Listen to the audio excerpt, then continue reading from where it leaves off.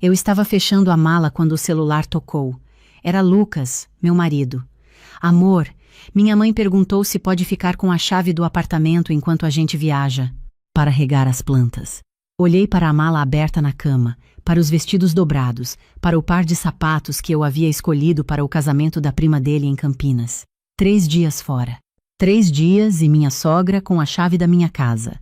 Para regar as plantas, repeti. É só isso, Camila. Ela não vai mexer em nada. Eu conheci a Dona Vera há 12 anos. 12 anos de casamento, de natais constrangedores, de almoços de domingo onde ela rearranjava os pratos que eu colocava na mesa porque assim fica mais bonito.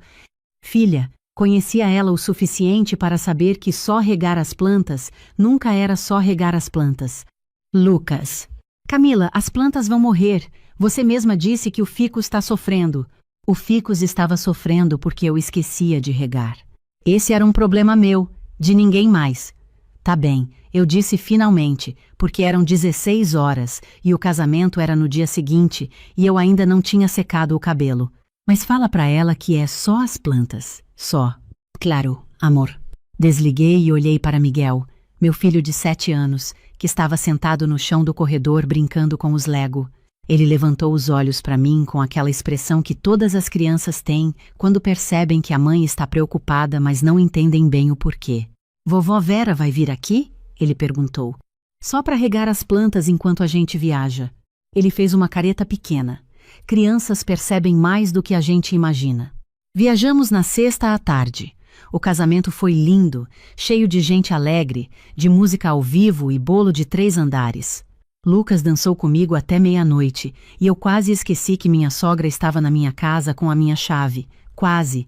Na segunda-feira de manhã, enquanto o carro engolia a rodovia de volta para São Paulo, eu estava recostada no banco do passageiro com o pé na janela, ouvindo o barulho do vento, deixando o sol do início da manhã me aquecer o rosto. Miguel dormia no banco de trás abraçado à mochilinha dele. Era um daqueles momentos raros de paz que você tenta guardar dentro do peito, como se fosse possível conservá-los. Lucas estava quieto, dirigindo com uma das mãos no volante. Depois de um tempo ele disse: minha mãe mandou mensagem mais cedo. Disse que deu uma organizada no apartamento enquanto a gente estava fora. Eu abri os olhos devagar. Que tipo de organizada? Não especificou. Sentei mais ereta no banco. Lucas. Camila, relaxa. Deve ter sido só arrumar a cozinha, essas coisas.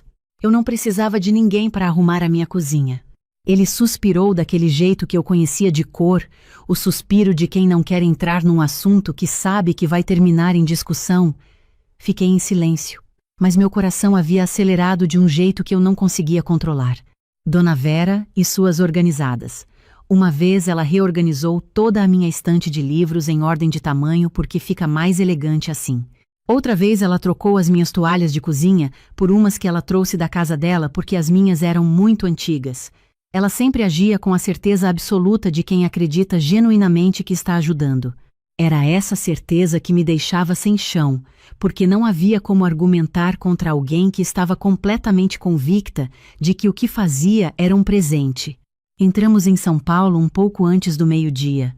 O trânsito estava razoável para uma segunda-feira, o que era quase um milagre. Miguel acordou quando passamos pelo Rodoanel, esfregando os olhos e perguntando se tinha lanche.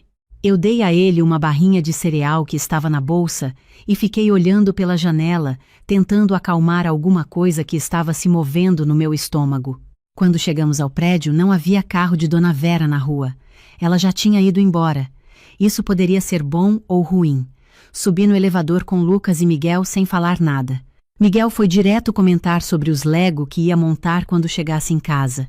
Lucas carregava as malas. Abri a porta do apartamento. O cheiro foi a primeira coisa. Um cheiro de limpeza, de produto de piso, intenso demais, como se alguém tivesse esfregado cada superfície com determinação militar. A sala estava diferente. Não completamente diferente, mas diferente o suficiente para que eu percebesse. O sofá havia sido movido alguns centímetros para a esquerda. Os quadros da parede estavam nivelados de forma diferente. A prateleira que ficava atrás da televisão, onde eu guardava algumas coisas misturadas, livros, porta-retratos, uma tigela de cerâmica que comprei numa viagem ao Nordeste, Estava reorganizada com uma simetria que não era minha. Ela mexeu em tudo, eu disse baixinho. Camila. Fui para a cozinha. As panelas estavam organizadas por tamanho, em vez de ficarem empilhadas como eu sempre deixava. Os potes de tempero estavam em ordem alfabética. Ordem alfabética. Os copos haviam mudado de prateleira. A gaveta de talheres estava dividida com um separador novo de plástico que eu nunca tinha visto antes. Ela trouxe separador de gaveta, eu disse. Minha voz estava estranha, nem alta nem baixa, apenas estranha. Deve ter achado numa loja e quis ajudar.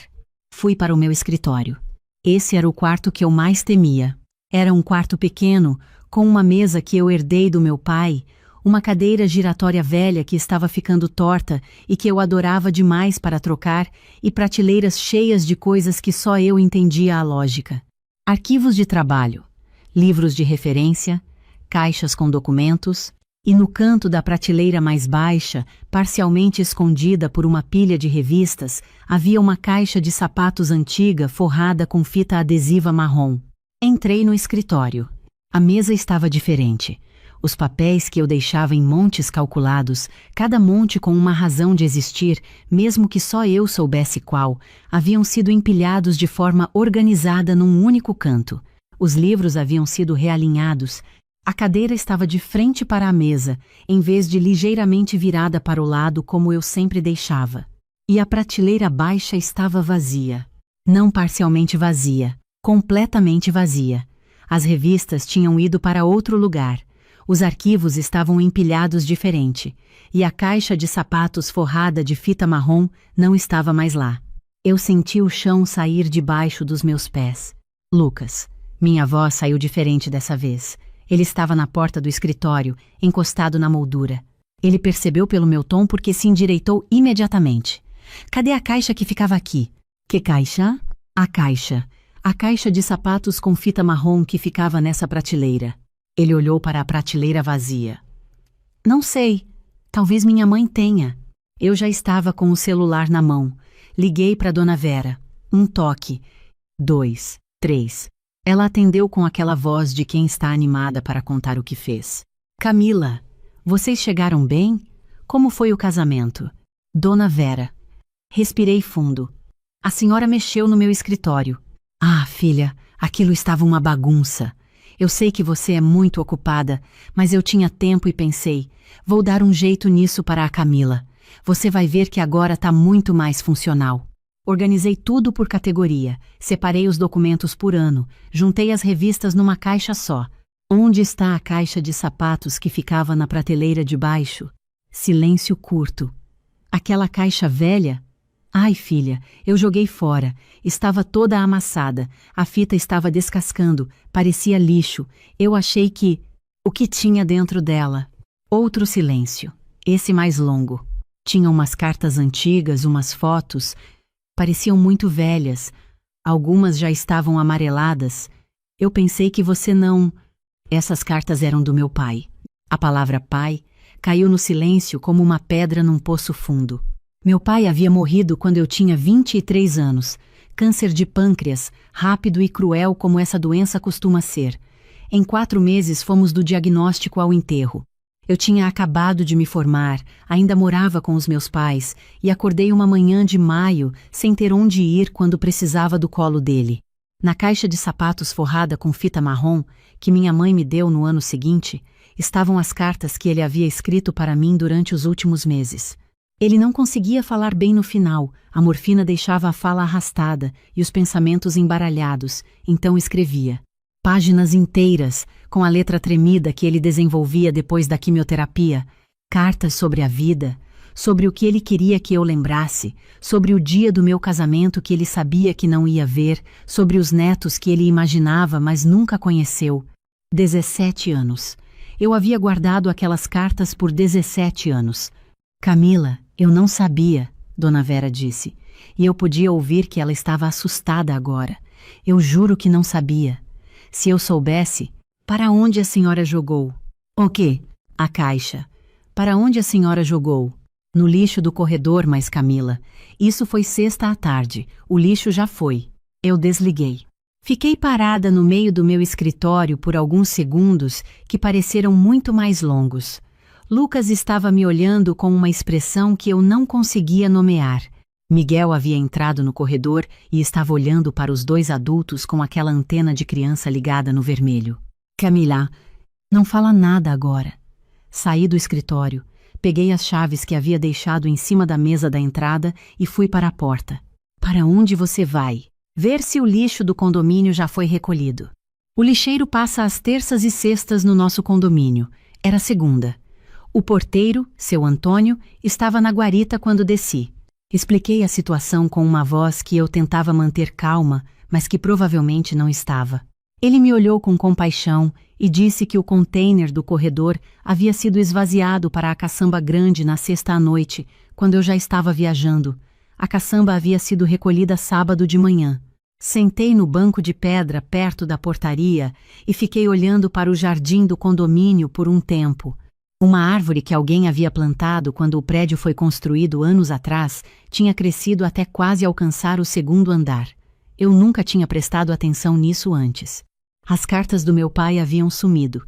Não doadas, como o ursinho de pelúcia da outra criança que eu havia ouvido falar, não cedidas com boas intenções mal direcionadas, jogadas fora, por alguém que olhou para aquela caixa amarelada com fita descascando e viu lixo, sem parar um segundo para considerar que lixo de uma pessoa pode ser o tesouro mais precioso de outra. Subi de volta para o apartamento. Lucas estava na sala com Miguel. Quando me viu entrar, ele se levantou. Cadê as cartas? Foram na coleta de sábado. Ele fechou os olhos. Ficou assim por um momento. Depois abriu e disse: Eu vou ligar para minha mãe. Você vai fazer mais do que isso. Ilha-me Olau. Você vai ligar para ela agora, Lucas, e vai dizer que ela precisa vir aqui, pessoalmente, para conversar sobre o que aconteceu. Não por mensagem, não por telefone. Aqui. Ele assentiu. Foi para o quarto fazer a ligação. Miguel veio até mim com passos cuidadosos. Mamãe, vovó Vera fez algo errado? Sentei no chão para ficar no nível dele. Fez, meu amor. O que ela fez? Ela jogou fora algo que era muito importante para mim. Algo? Umas cartas do vovô Arnaldo. Miguel nunca conheceu meu pai. Sabe dele por fotos, por histórias que conto, pelo nome que aparece numa moldura de prata na prateleira da sala. Mas mesmo assim ele franzou a testa com seriedade, como se entendesse o peso do que eu disse. As cartas que ele escreveu para você quando ficou doente? Eu havia contado essa história para ele uma vez. Ele tinha 5 anos na época e eu achei que ele não tinha prestado atenção. Sim, essas. Mas você pode pedir para a vovó Vera pagar outras cartas? Apertei o rosto dele entre as minhas mãos. Não dá, meu bem. Essas cartas eram únicas. Não existe outra igual em nenhum lugar do mundo. Ele ficou pensativo. Então ela fez uma coisa muito ruim sem querer. Fez. Você vai ficar com raiva dela para sempre? Olhei para aqueles olhos sérios de 7 anos que tentavam organizar o mundo numa lógica que fizesse sentido. Ainda não sei, eu disse, que era a resposta mais honesta que eu tinha. Dona Vera chegou 1 hora depois. Lucas havia ido buscá-la, porque ela não dirigia mais desde o ano passado. Quando ela entrou no apartamento, estava com os olhos vermelhos e um lenço na mão. Tinha chorando no carro, suponho. Ela era uma mulher de 68 anos que genuinamente nunca havia aprendido a fronteira entre ajudar e invadir, e eu sabia disso, havia sempre sabido, mas saber não tornava as coisas menos dolorosas. Fiquei em pé perto da janela da sala. Lucas ficou do meu lado, o que eu notei e para o qual eu fiz um pequeno agradecimento silencioso. Camila, ela começou. Eu não tinha ideia do que estava naquela caixa. Juro por Deus que se eu soubesse... A senhora entrou no meu escritório, dona Vera. Ela parou.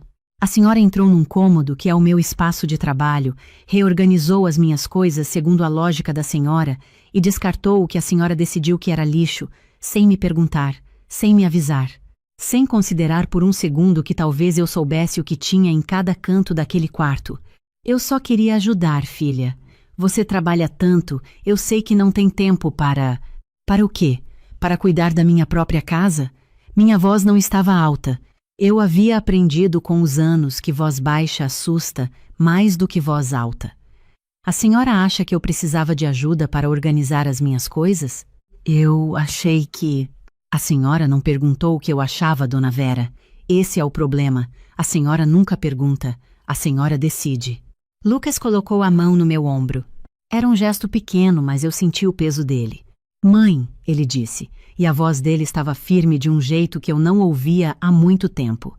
As cartas do pai da Camila estavam naquela caixa. Dona Vera apertou o lenço. Eu sei, filho. Ela me disse no telefone. Não, mãe, você não entendeu. Ele fez uma pausa. Camila perdeu o pai aos 23 anos. Aquelas cartas eram tudo que ela tinha da voz dele, do pensamento dele. Você jogou fora a voz do pai dela. A sala ficou em silêncio. Eu vi o momento em que Dona Vera entendeu de verdade. Não entendeu que havia cometido um erro, porque isso ela já sabia. Entendeu a dimensão do erro.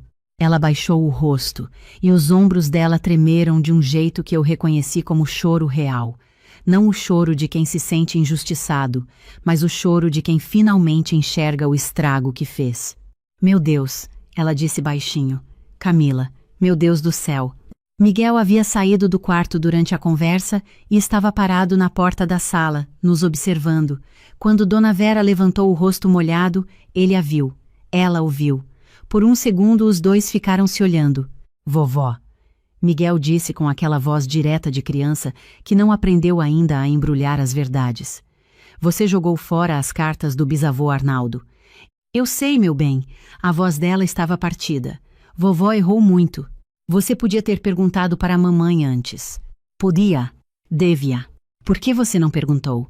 Era a pergunta que eu mesma nunca havia conseguido fazer em 12 anos de convivência. A pergunta mais simples e mais essencial. Por quê? Por que entrar na casa de outra pessoa e reorganizar tudo segundo sua própria visão, sem perguntar se esse serviço era desejado, se aquelas coisas tinham significado, se talvez a bagunça aparente fosse na verdade um sistema que funcionava para quem vivia ali? Dona Vera olhou para o neto por um longo momento. Porque eu sempre achei que sabia o que era melhor, ela disse finalmente. E havia algo diferente nessa frase, algo que eu nunca tinha ouvido antes na voz dela. Vergonha. Não vergonha de ter sido pega fazendo algo errado. Vergonha de reconhecer um padrão. Sempre achei que quando eu via que algo podia ser melhorado, eu devia melhorar. E nunca parei para pensar que o que é melhor para mim pode não ser o que é melhor para você. A sala ficou quieta de novo. Lucas disse. Mãe, você precisava pedir permissão para entrar no escritório da Camila, para mexer nas coisas dela, para jogar qualquer coisa fora. Isso não era a sua casa.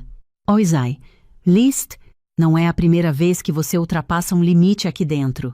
Ela não contestou. Isso também foi novidade. Eu me aproximei e me sentei na poltrona em frente a ela. Olhei para aquela mulher de 68 anos que havia criado o homem com quem eu dividi minha cama por 12 anos, que havia tricotado um cobertor para Miguel quando ele nasceu, que todos os aniversários mandava um bolo que ela mesma fazia, mesmo quando eu dizia que não era necessário. Ela não era má. Nunca havia sido má. Era, de alguma forma, que eu não sabia nomear completamente, incapaz de entender onde ela terminava e onde eu começava. Aquelas cartas não existem mais, eu disse. Não tem como recuperar isso, Dona Vera. Não tem como ir numa loja e comprar de volta o que estava naquela caixa. Eu sei. A voz dela saía em fiapos, e eu vou carregar isso pelo resto da vida. Eu também. Fiz uma pausa. Mas não vou carregar raiva para sempre. Não é assim que quero viver. Vi ela levantar os olhos para mim com uma expressão que era quase surpresa. O que eu quero é que a senhora entenda de verdade o que aconteceu. Não só que a senhora errou, mas por que errou, e que isso não volte a acontecer nunca mais. Não vai, ela disse. Eu juro. Um juramento não basta, Dona Vera. O que basta é a senhora aprender a perguntar antes de agir. Em qualquer coisa que envolva a minha casa, as coisas dos meus filhos, o meu espaço, qualquer coisa, por menor que pareça. Ela assentiu lentamente, e eu vi que ela estava realmente ouvindo, não só esperando a tempestade passar para continuar como sempre. Lucas então disse a coisa que eu precisava que ele dissesse. Ele se levantou, foi até a mesinha da entrada e voltou com a chave reserva que sua mãe havia devolvido ao sair na sexta. Estendeu a mão para ela. Mãe, a gente precisa da chave de volta. Ela olhou para a chave na mão do filho, depois para mim, depois para a chave de novo. Lucas, não é punição, ele disse com calma. É um limite. Você pode vir aqui sempre que quiser, avisar antes, ser bem recebida. Mas ter a chave e poder entrar quando a gente não tá em casa, isso não funciona mais. Nunca funcionou direito. E agora a gente vê por quê. Ela pegou a chave. Ficou com ela na palma da mão por um momento, olhando para ela como se estivesse olhando para algo além da chave em si. Depois, a colocou na bolsa. Posso me despedir do Miguel antes de ir? Ela perguntou. Claro, eu disse. Ela chamou meu filho, que ainda estava parado na porta da sala, observando os adultos com aquele olhar avaliativo de criança que ainda acredita que as coisas devem fazer sentido. Ela se ajoelhou na frente dele, o que para uma mulher de 68 anos, com o joelho ruim que ela tinha, era um esforço considerável. Miguel, vovó errou muito hoje. Eu sei, ele disse. E vovó tá muito triste. Vi. Você me perdoa mesmo assim? Ele pensou com aquela seriedade toda. Depois disse, perdoo, mas você precisa aprender a perguntar antes, vovó. A mamãe sempre fala que a gente precisa perguntar antes de pegar a coisa dos outros. Ela abraçou ele e ficou um tempo assim, abraçada ao neto de 7 anos no meio da sala, enquanto Lucas e eu ficávamos em silêncio. Quando ela se levantou, os olhos dela encontraram os meus uma última vez. Camila, eu sei que não adianta muito agora, mas me desculpa, de verdade. Eram 12 anos de casamento. 12 anos de reorganizações não solicitadas e opiniões não pedidas e fronteiras ultrapassadas com as melhores intenções do mundo. E no meio de tudo isso, 17 cartas do meu pai jogadas num caminhão de lixo numa sexta à tarde. Eu ouço a senhora, eu disse. Era o máximo que eu tinha naquele momento. Ela entendeu. Lucas a levou embora. Quando ele voltou, Miguel já havia ido para o quarto brincar com os Lego. Lucas e eu ficamos sentados no sofá por um longo tempo sem falar. Lá fora, São Paulo continuava sendo São Paulo, com seu barulho constante e seus aviões e suas buzinas, completamente indiferente ao que havia se perdido dentro de um apartamento no 12º andar. Eu devia ter dito não quando ela pediu a chave, ele disse. Devia. Eu sei que isso não muda nada agora. Não muda. Ele ficou olhando para as mãos. Camila, eu passei 12 anos achando que era mais fácil ceder do que enfrentar, que se eu deixasse ela fazer as coisas dela, a paz durava mais. Mas a paz que durava era a paz dela, não a nossa. Eu não disse nada porque ele estava certo, e às vezes, quando alguém está completamente certo, a coisa mais honesta que se pode fazer é deixar o silêncio confirmar. Isso não acontece mais, ele disse. Não do jeito que eu me comportei até agora. Você e Miguel vêm primeiro. E os limites que a gente coloca aqui dentro são os limites que valem, não os que são convenientes para minha mãe. Obrigada por ter dito isso hoje na frente dela. Devia ter dito antes. Devia, mas disse hoje. Isso também conta. Naquela noite, depois que Miguel dormiu, eu fiquei sentada no meu escritório reorganizado. Olhei para as prateleiras arrumadas de um jeito que não era meu, para os papéis empilhados na ordem errada, para a prateleira baixa vazia onde a caixa havia ficado por anos. Havia uma mancha mais clara no fundo da prateleira, um retângulo de madeira menos desbotado que o resto, onde a caixa protegia o verniz da luz. Passei o dedo por aquele retângulo. Meu pai havia se chamado Arnaldo, tinha mãos grandes e um riso fácil, e sabia o nome de todas as estrelas que conseguia enxergar do quintal da casa onde eu cresci. Na última carta que ele havia me escrito, 2 semanas antes de morrer, ele havia dito: Você vai ser uma mulher que sabe o que quer, minha filha. Isso vai incomodar algumas pessoas. Deixa incomodar. O mundo precisa de mulheres que sabem o que querem. Eu me lembrava dessa frase de cor. E de mais algumas frases, aquelas que eu havia lido tantas vezes que gravei sem querer.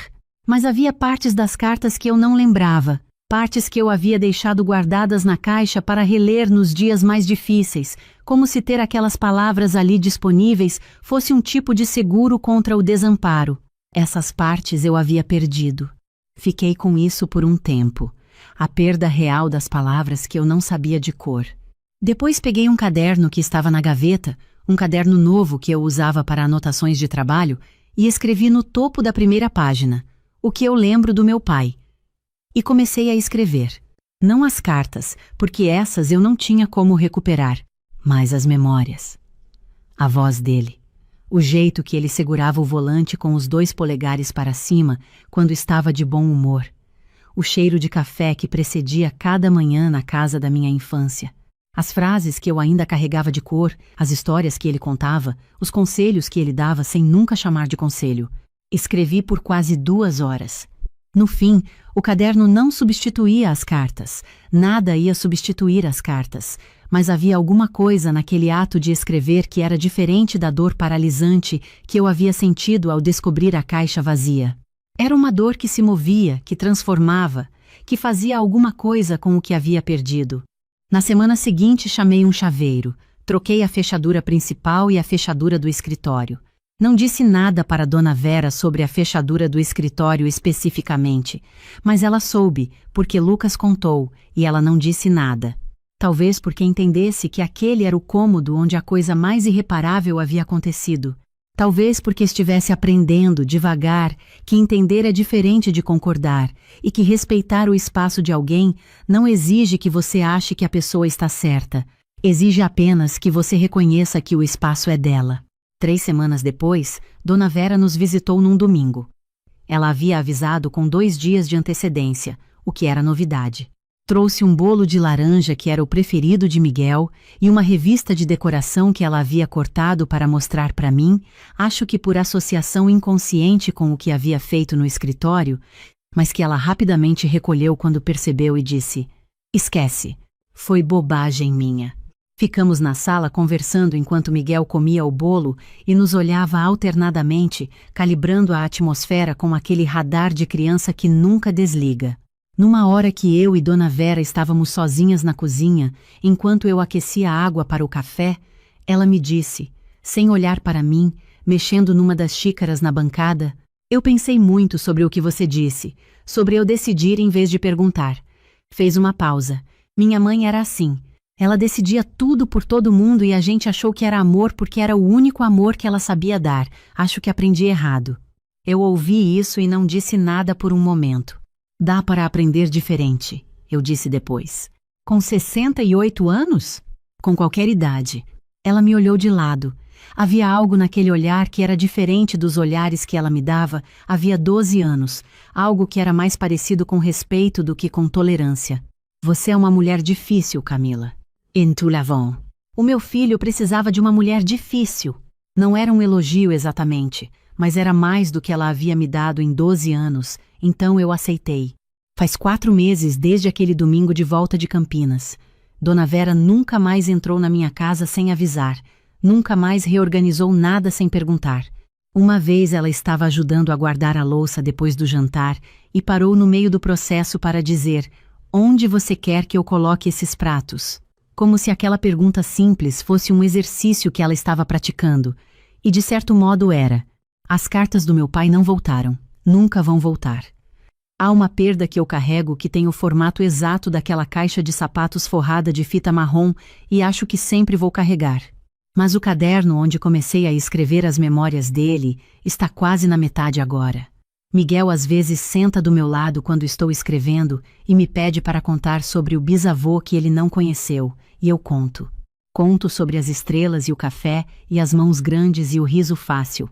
Conto sobre o homem que escreveu para a filha quando não conseguia mais falar, porque queria que ela soubesse o que ele pensava antes que o pensamento fosse embora junto com ele. "Vovô Arnaldo era legal?" Miguel me perguntou uma vez. "Era o melhor", eu disse. "Você sente saudade dele todo dia?" "Todo dia." "Então ele ainda está aqui de algum jeito." Eu olhei para aquele menino de 7 anos que havia dito, com a simplicidade absoluta de quem ainda não aprendeu que as coisas complicadas precisam de palavras complicadas, exatamente o que eu precisava ouvir. "Tá", eu disse. "De algum jeito, tá." O que eu aprendi com tudo isso não cabe numa frase só. Aprendi que há pessoas que invadem por amor, e que isso não torna a invasão menos invasão. Aprendi que dizer não é um ato de respeito, não de hostilidade, e que quem se ofende com o não estava tratando o seu espaço como extensão do deles. Aprendi que um marido que finalmente escolhe o certo, mesmo que tarde, ainda escolheu o certo, e que isso precisa ser reconhecido, sem ser celebrado em excesso. Aprendi que algumas perdas não têm conserto, têm apenas sobrevivência e transformação. E aprendi, acima de tudo, que o que fazemos com o que nos resta vale mais do que a lamentação pelo que foi. Meu pai me disse algo parecido numa das cartas que ainda sei de cor. E enquanto eu puder me lembrar das palavras dele, mesmo que não possa mais relê-las, alguma parte daquelas cartas ainda existe. Em mim. Em Miguel. Em cada história que contamos sobre um homem de mãos grandes que sabia o nome das estrelas, isso ninguém joga fora.